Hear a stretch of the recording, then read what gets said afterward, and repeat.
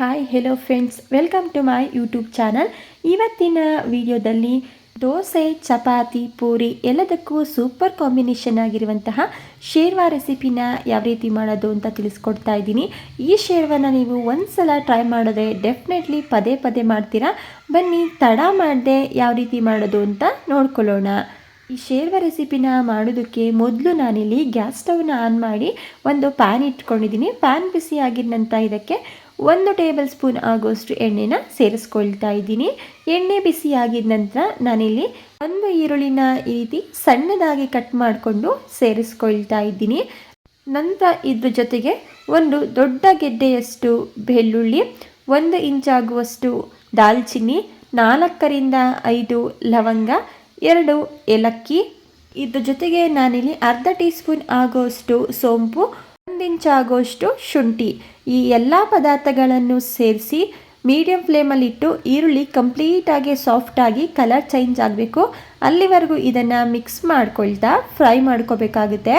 ನಾವಿಲ್ಲಿ ಈರುಳ್ಳಿನ ಎಷ್ಟು ಚೆನ್ನಾಗಿ ಫ್ರೈ ಮಾಡ್ಕೊಳ್ತೀವಿ ನೋಡಿ, ಅಷ್ಟು ಚೆನ್ನಾಗಿ ಈ ಶೇರ್ವಾ ರೆಸಿಪಿ ಬರುತ್ತೆ. ಕಲರ್ ಚೇಂಜ್ ಆಗಬೇಕು ಅಲ್ಲಿವರೆಗೂ ಈರುಳ್ಳಿನ ಫ್ರೈ ಮಾಡಿಕೊಂಡು ಈ ಶೇರ್ವಾನ ಮಾಡ್ಕೊಳ್ಳೋದ್ರಿಂದ ತುಂಬಾ ಟೇಸ್ಟಿಯಾಗಿ ಬರುತ್ತೆ. ಈಗ ನೀವಿಲ್ಲಿ ನೋಡ್ತಾ ಇರ್ಬೋದು ಈರುಳ್ಳಿ ಕಲರ್ ಚೇಂಜ್ ಆಗಿದೆ. ಇಷ್ಟ ಆದರೆ ಸಾಕು. ಈಗ ಗ್ಯಾಸ್ ಸ್ಟವ್ನ ಆಫ್ ಮಾಡಿಕೊಂಡು ಫ್ರೈ ಮಾಡಿಟ್ಕೊಂಡಿರುವಂತಹ ಆನಿಯನ್ನ ನಾನಿಲ್ಲಿ ಒಂದು ಮಿಕ್ಸರ್ ಜಾರ್ಗೆ ಸೇರಿಸ್ಕೊಳ್ತಾ ಇದ್ದೀನಿ. ವೆರಿ ಸಿಂಪಲ್ ಆಗಿ ಈಸಿಯಾಗಿರುವಂತಹ ರೆಸಿಪಿ, ಮಿಸ್ ಮಾಡದೆ ಟ್ರೈ ಮಾಡಿ ನೋಡಿ. ಈಗ ಮಿಕ್ಸರ್ ಜಾರ್ಗೆ ಸೇರಿಸಿರುವಂತಹ ಈರುಳ್ಳಿ ತಣ್ಣಗಾಗಿದ ನಂತರ ಇದಕ್ಕೆ 4ರಿಂದ 6 ಪೀಸಸ್ ಆಗೋಷ್ಟು ನಾನಿಲ್ಲಿ ಗೋಡಂಬಿನ ಸೇರಿಸ್ಕೊಳ್ತಾ ಇದ್ದೀನಿ. ಇದ್ರ ಜೊತೆಗೆ ನಾನಿಲ್ಲಿ ಅರ್ಧ ಕಪ್ ಆಗೋಷ್ಟು ಕೊಬ್ಬರಿ ಪೀಸಸ್ನ ಸೇರಿಸ್ಕೊಳ್ತಾ ಇದ್ದೀನಿ. ನಿಮ್ಮನೇಲಿ ಹಸಿ ಕೊಬ್ಬರಿ ಇತ್ತಂತ ಹೇಳಿದ್ರೆ ನೀವು ಹಸಿ ತೆಂಗಿನಕಾಯಿನೇ ಸೇರಿಸ್ಕೋಬೋದು. ಇಲ್ಲ ಅಂತ ಹೇಳಿದ್ರೆ ಈ ರೀತಿ ಕೊಬ್ಬರಿನ ಸೇರಿಸ್ಕೊಳ್ಳಿ. ನಂತರ ಇದಕ್ಕೆ ಮೀಡಿಯಂ ಸೈಜ್ದು 2 ಟೊಮೊಟೊ ಹಣ್ಣನ್ನು ಸೇರಿಸಿ ಇದನ್ನು ರುಬ್ಲಿಕ್ಕೆ ಅವಶ್ಯಕತೆ ಇರುವಷ್ಟು ನೀರನ್ನು ಸೇರಿಸಿ ನೈಸಾಗಿ ಇದನ್ನು ಪೇಸ್ಟ್ ಮಾಡ್ಕೊಳ್ತಾ ಇದ್ದೀನಿ. ಹಾಗೆ ಕೊಬ್ಬರಿ ತಿಂದೆ ಗ್ಯಾಸ್ಟ್ರಿಕ್ ಪ್ರಾಬ್ಲಮ್ ಆಗುತ್ತೆ ಅನ್ನೋರು ಸ್ವಲ್ಪ ಪ್ರಮಾಣದಲ್ಲಿ ಕೊಬ್ಬರಿನ ಸೇರಿಸಿ ಈ ಶೇರ್ವಾ ರೆಸಿಪಿನ ಮಾಡ್ಕೋಬೋದು. ಈಗ ನಾನಿಲ್ಲಿ ಮಸಾಲೆನೂ ಕೂಡ ಈ ರೀತಿ ನೈಸಾಗಿ ಪೇಸ್ಟ್ ಮಾಡಿಕೊಂಡು ಪಕ್ಕಕ್ಕೆ ಇಟ್ಕೊಳ್ತಾ ಇದ್ದೀನಿ. ನೆಕ್ಸ್ಟ್ ನಾನಿಲ್ಲಿ ಈರುಳ್ಳಿನ ಫ್ರೈ ಮಾಡಿ ಇಟ್ಕೊಂಡಿರುವಂತಹ ಪ್ಯಾನ್ನೇ ಮತ್ತೆ ಬಳಸ್ಕೊಳ್ತಾ ಇದ್ದೀನಿ. ಗ್ಯಾಸ್ ಸ್ಟವ್ನ ಆನ್ ಮಾಡಿ ಪ್ಯಾನ್ ಇಟ್ಟು ಅದಕ್ಕೆ 2 ಟೇಬಲ್ ಸ್ಪೂನ್ ಆಗೋಷ್ಟು ಎಣ್ಣೆನ ಸೇರಿಸಿ ಎಣ್ಣೆ ಬಿಸಿಯಾಗಿದ ನಂತರ ಒಂದು ಪಲಾವ್ ಎಲೆ, ಅರ್ಧ ಟೀ ಸ್ಪೂನ್ ಆಗೋಷ್ಟು ಸೋಂಪು, ಹಾಗೆ ಒಂದು ಚಿಕ್ಕ ಸೈಜಿಂದು ಈರುಳ್ಳಿನ ಈ ರೀತಿ ಸಣ್ಣದಾಗಿ ಕಟ್ ಮಾಡಿ ಸೇರಿಸ್ಕೊಂಡು ಇದನ್ನು ಸಾಫ್ಟ್ ಆಗೋವರೆಗೂ ಫ್ರೈ ಮಾಡ್ಕೊಳ್ತಾ ಇದ್ದೀನಿ. ನಾವಿಲ್ಲಿ ಮೊದಲೇ ಈರುಳ್ಳಿ ಜೊತೆ ಶುಂಠಿ ಹಾಗೂ ಬೆಳ್ಳುಳ್ಳಿನ ಫ್ರೈ ಮಾಡ್ಕೊಂಡಿದ್ವಿ ಅಲ್ವಾ.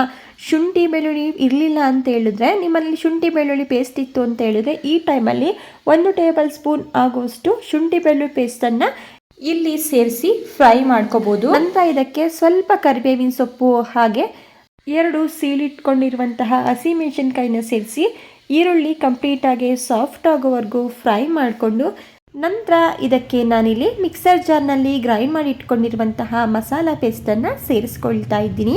ಮಸಾಲ ಪೇಸ್ಟನ್ನು ಸೇರಿಸಿದ ನಂತರ ಒಂದು 2 ನಿಮಿಷಗಳ ಕಾಲ ಚೆನ್ನಾಗಿ ಮೀಡಿಯಂ ಫ್ಲೇಮಲ್ಲಿಟ್ಟು ಇದನ್ನು ಫ್ರೈ ಮಾಡ್ಕೊಳ್ಳೋಣ. ಆಲ್ರೆಡಿ ನಾವು ಎಲ್ಲ ಮಸಾಲೆ ಪದಾರ್ಥಗಳನ್ನು ಫ್ರೈ ಮಾಡಿಕೊಂಡು ಗ್ರೈಂಡ್ ಮಾಡ್ಕೊಂಡು ಸೇರಿಸ್ಕೊಂಡಿರೋದ್ರಿಂದ ಜಾಸ್ತಿ ಫ್ರೈ ಮಾಡೋ ಅವಶ್ಯಕತೆ ಇಲ್ಲ.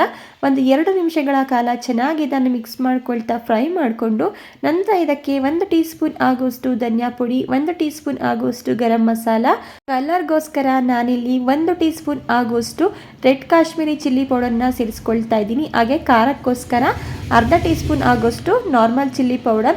ಇಷ್ಟು ಪದಾರ್ಥಗಳನ್ನು ಸೇರಿಸಿ ಗ್ರೇವಿ ಜೊತೆ ಚೆನ್ನಾಗಿ ಹೊಂದ್ಕೊಳ್ಳೋ ರೀತಿ ಇದನ್ನು ಮಿಕ್ಸ್ ಮಾಡಿಕೊಂಡು ನಂತರ ನಾನಿಲ್ಲಿ ಗ್ರೇವಿ ಕನ್ಸಿಸ್ಟೆನ್ಸಿನ ನೋಡಿಕೊಂಡು ಗ್ರೇವಿಗೆ ತಕ್ಕಂತೆ ನೀರನ್ನು ಸೇರಿಸ್ಕೊಳ್ತಾ ಇದ್ದೀನಿ. ತುಂಬಾ ಈಸಿಯಾಗಿ ಸಿಂಪಲ್ ಆಗಿರುವಂತಹ ರೆಸಿಪಿ. ಆಲ್ರೆಡಿ ನನ್ನ ಚಾನಲ್ನಲ್ಲಿ ತುಂಬಾ ರೆಸಿಪಿಗಳು ಅಪ್ಲೋಡ್ ಆಗಿದೆ. ನಿಮಗೆ ಇಂಟ್ರೆಸ್ಟ್ ಇತ್ತು ಅಂತ ಹೇಳಿದ್ರೆ ಒಂದ್ಸಲ ಚೆಕ್ ಮಾಡ್ಕೊಳ್ಳಿ. ಉಪ್ಪನ್ನು ಸೇರಿಸಿ ಮಿಕ್ಸ್ ಮಾಡ್ಕೊಂಡಿದ ನಂತರ ಒಂದು ಲಿಡ್ಡನ್ನು ಕ್ಲೋಸ್ ಮಾಡಿ ಶೇರ್ವಾ ಚೆನ್ನಾಗಿ ಬೆಂದು ಎಣ್ಣೆ ಎಲ್ಲ ರಿಲೀಸ್ ಆಗಬೇಕು ಅಲ್ಲಿವರೆಗೂ ಇದನ್ನು ಮಿಕ್ಸ್ ಮಾಡ್ಕೊಳ್ತಾ ಮಧ್ಯಮದಲ್ಲಿ ತಿರುಗಿಸ್ಕೊಂಡು ಈ ಶೇರ್ವಾ ರೆಸಿಪಿನ ಚೆನ್ನಾಗಿ ಬೇಯಿಸ್ಕೋಬೇಕಾಗುತ್ತೆ. ನೋಡಿ, ಒಂದು 60-70% ಆಗುವಷ್ಟು ಈ ಶೇರ್ವಾ ಬೆಂದಿದ ನಂತರ ಇದಕ್ಕೆ ಸಣ್ಣದಾಗಿ ಕಟ್ ಮಾಡಿ ಇಟ್ಕೊಂಡಿರುವಂತಹ ಸ್ವಲ್ಪ ಕೊತ್ತಂಬರಿ ಸೊಪ್ಪು ಹಾಗೆ ಪುದೀನ ಸೊಪ್ಪನ್ನು ಸೇರಿಸಿ ಮಿಕ್ಸ್ ಮಾಡಿಕೊಂಡು ಮತ್ತೊಮ್ಮೆ ಲಿಡ್ಡನ್ನು ಕ್ಲೋಸ್ ಮಾಡಿ ಒಂದು 3ರಿಂದ 4 ನಿಮಿಷಗಳ ಕಾಲ ಶೇರ್ವನ್ನ ಮೀಡಿಯಂ ಫ್ಲೇಮಲ್ಲಿಟ್ಟು ಬೇಯಿಸ್ಕೊಂಡ್ರೆ ಸಖತ್ ಟೇಸ್ಟಿ ಹಾಗೆ ಸೂಪರ್ ಆಗಿರುವಂತಹ ಪ್ಲೈನ್ ಶೇರ್ವ ರೆಸಿಪಿ ರೆಡಿ ಆಯಿತು. ಮಾಡೋದು ತುಂಬಾ ಈಸಿ, ರುಚಿಯಂತೂ ಅದ್ಭುತವಾಗಿರುತ್ತೆ. ನಾನೀಗ ಗ್ಯಾಸ್ ಸ್ಟವ್ನ ಆಫ್ ಮಾಡಿಕೊಂಡು ರೆಡಿಯಾಗಿರುವಂತಹ ಶೇರ್ವ ರೆಸಿಪಿನ ಒಂದು ಬೌಲ್ಗೆ ಸರ್ವ್ ಮಾಡ್ಕೊಂಡಿದ್ದೀನಿ. ಟೇಸ್ಟಲ್ಲಿ ಯಾವುದೇ ರೀತಿಯ ಕಾಂಪ್ರಮೈಸ್ ಇರೋದಿಲ್ಲ. ಚಪಾತಿ, ಪೂರಿ, ದೋಸೆ, ಗೀ ರೈಸ್ ಎಲ್ಲದಕ್ಕೂ ಸೂಪರ್ ಕಾಂಬಿನೇಷನ್. ಒಂದ್ಸಲ ಮಿಸ್ ಮಾಡದೆ ಟ್ರೈ ಮಾಡಿ ನೋಡಿ. ಹಾಗೆ ಇದೇ ರೀತಿ ಸಿಂಪಲ್ ಹಾಗೂ ಟೇಸ್ಟಿ ರೆಸಿಪಿಗಳಿಗಾಗಿ ನೀವು ಮಾಡಬೇಕಾಗಿರೋದು ಇಷ್ಟೇ. ದಯವಿಟ್ಟು ಚಾನಲ್ನ ಸಬ್ಸ್ಕ್ರೈಬ್ ಮಾಡಿಕೊಂಡು ಚಾನಲ್ಗೆ ಸಪೋರ್ಟ್ ಮಾಡಿ. Thank you for watching. ಮತ್ತೊಂದು ಹೊಸದಾದ ರೆಸಿಪಿಯೊಂದಿಗೆ ಮರಳಿ ಸಿಗೋಣ.